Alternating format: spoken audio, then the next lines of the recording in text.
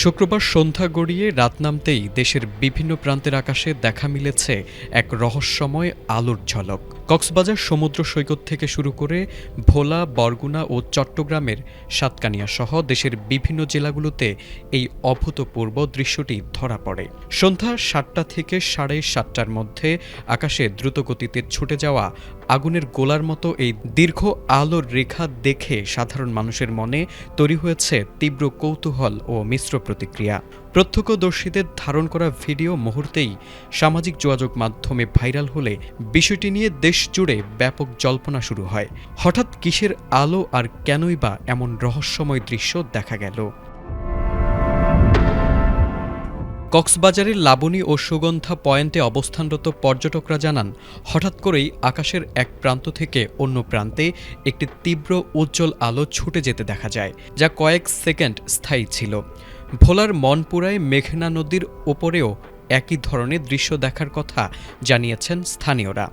হঠাৎ উদয় হওয়া এই বস্তুটি অনেকটা ক্ষেপণাস্ত্র বা জ্বলন্ত মহাকাশ যানের মতো মনে হওয়ায় উপস্থিত জনতার মধ্যে মুহূর্তের জন্য আতঙ্ক ও বিস্ময় ছড়িয়ে পড়ে। উন্নত প্রযুক্তি এবং অভিজ্ঞ চিকিৎসক দলের নিরলস প্রচেষ্টায় আমরা আছি আপনার পাশে। ডেল্টা হাসপাতাল।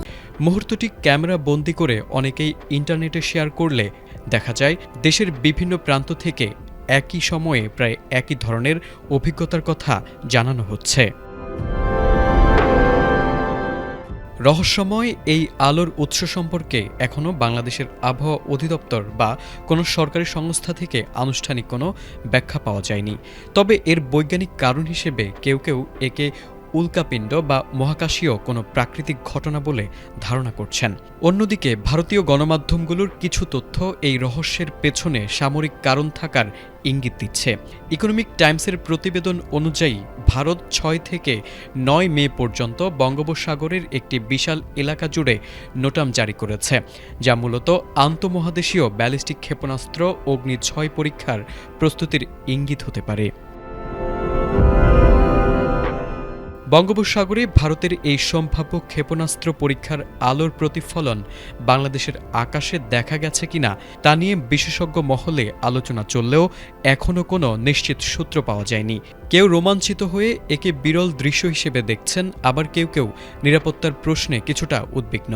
রহস্যময় এই আলোর প্রকৃত উৎস জানতে সাধারণ মানুষ এখন সংশ্লিষ্ট কর্তৃপক্ষের আনুষ্ঠানিক বক্তব্য ও বৈজ্ঞানিক ব্যাখ্যার অপেক্ষায় রয়েছেন।